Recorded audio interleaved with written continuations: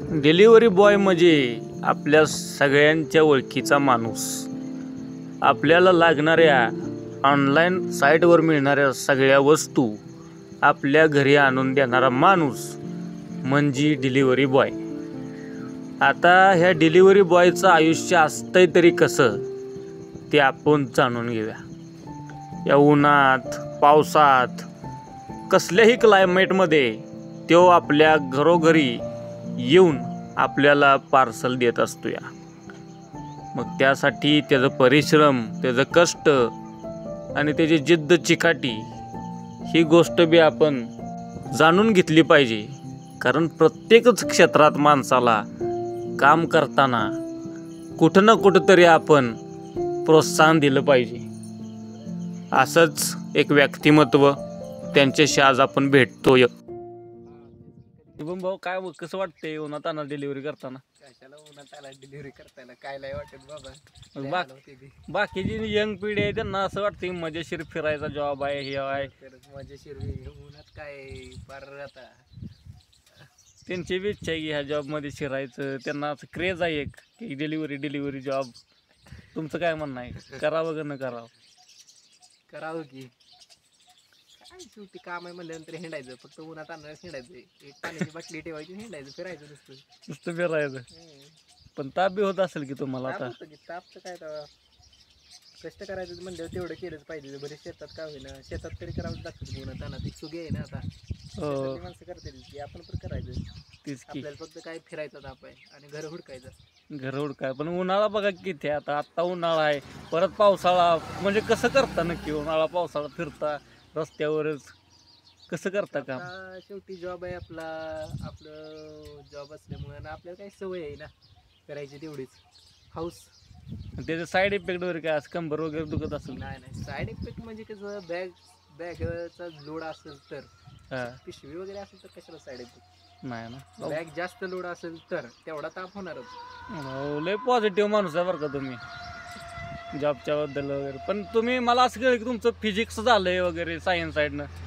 काय झाले की फिजिक्स झाले. प्रत्येकाला काय गव्हर्नमेंट जॉब थोडीच लगेच भेटणार आहे. त्यासाठी प्रयत्न केलाच पाहिजे. बरोबर आहे. परत गव्हर्नमेंट तोपर्यंत आपलं साईड बाय साईड आपलं घर चालवायचं आहे, जबाबदारी आहे. त्यामुळे जॉब केलाच पाहिजे भले काही का असं ना. बरं का मित्रांनो, अजून नाही चालत. शुभम भाऊ फिजिक्स करून ग्रॅज्युएशन करून स्वतःचं कुटुंब चालवण्यासाठी डिलिव्हरी बॉयचा जॉब करतात. माझं देखील BA झालं आहे, कॉम्प्युटर टायपिंगचे कोर्स झाले.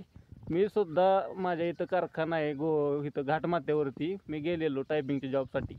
मला त्यांनी सांगितलं सिलेक्शन झालं, पेमेंट सांगितलं. पेमेंट किती सांगितलं माहिती आहे का?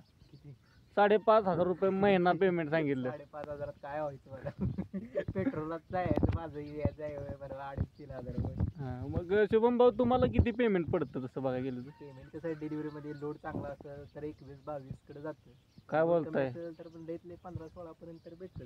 म्हणजे पेट्रोल वगैरे जाऊन भेटतं, धरून जातं 20-21. शुभम भाऊ कामाची स्पीड जास्त आहे बरं का तुमची. मला तर बघा शुभम भाऊच्या कामानुसार त्यांना तेवढं पेमेंट मिळतं. पण मित्रांनो माझं जास्त करून असं 14-15 हजार जास्त पगार पडला आहे मला आत्तापर्यंत. पेट्रोल वगैरे जाऊन गाडीचं मेंटेनन्स वगैरे हे ते. पण शेवटी ह्या क्षेत्रात कसं आहे, आपल्याला जर एरिया माहीत असला आणि कामाची स्पीड चांगली असली तर तुम्ही त्या पद्धतीने पेमेंट बी पाडू शकता. बरोबर ना शुभम भाऊ? हो बरोबर आहे. आणि पुण्या मुंबईतला काय अनुभव? पुण्या मुंबईत सुद्धा रूट माहीत असेल, एकदा प्रॉपर रूट माहीत झाला, प्रॉपर कामाची मेथड समजली, प्रॉपर मोबाईल हँडलिंग म्हणजे ॲप वगैरे समजलं कंपनीचं की मग कामात स्पीड आली की मग काम करायला पण मजा. बरोबर आहे. आता पार्सल वगैरे आहेत का तुमच्याकडे? बघू दाखवा की जरा एक दोन.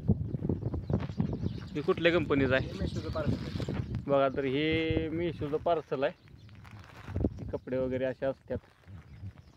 जी प्राईज वगैरे आपण ॲपमध्ये सगळं दिसतं. आणि असंच आत्ता सध्या आम्ही खटाव तालुका वडूज या भागात डिलिव्हरी करतो. हां ते रेड कलरचं नाही का, पेडगावमध्ये आलो होतो. कुठं म्हणजे हे जगदावी वस्तूच आहे ना? जगदावी वस्ती गावाच्या बाहेर आहे.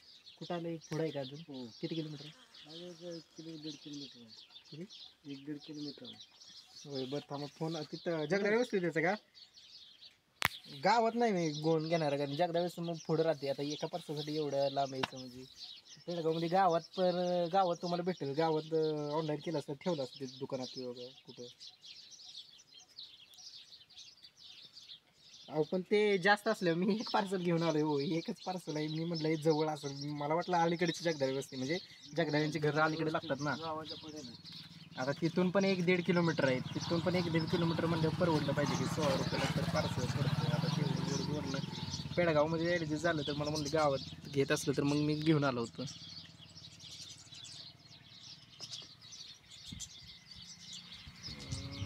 तर बघा मित्रांनो आता आम्हाला वाटलं जरा गावाच्या अलीकडे ॲड्रेस आहे पण आम्ही इथपर्यंत वडूजमधनं आलो पण आता इथं आल्यावर असं कळतं की अजून 2 किलोमीटर लांब पार्सल द्यायचं आहे कधी कधी असं बी होतं ना की पेट्रोलचं आम्हाला परवडत नाही एक पार्सल असतं 16 रुपयाला एक असतं मग त्या हिशोबानं आम्ही येत असतो मग काय वेळी कॅन्सल करतात लोक घेत नाहीत काय वेळी म्हणतात इथं जाणं तिथं जाणं तर आमचं आयुष्य खडतर आहेच पण तुम्ही जे बघताय ना व्हिडिओ तुम्हाला बी एक रिक्वेस्ट आहे की अशा खडतर आयुष्यात जरा कुठंतरी एक सपोर्ट करत जावा काही वेळा समजून घेत जावा की कुठंतरी ॲडजस्ट करत जावा पार्सल काहीतरी अशी एक जास्त काय अपेक्षा नाही तुमच्याकडनं पण कॅन्सल करत जाऊ नका जास्त जर ऑर्डर मागवले असतील तर त्या घेत जावा जेणेकरून आमचं पण पोट चांगलं व्यवस्थित भरावं एवढं कष्ट करून उन्हात आणायचं आणि तुम्हाला पण ती सर्व्हिस मिळावी बरोबर ना शुभम भाऊ बरोबर आहे ओके धन्यवाद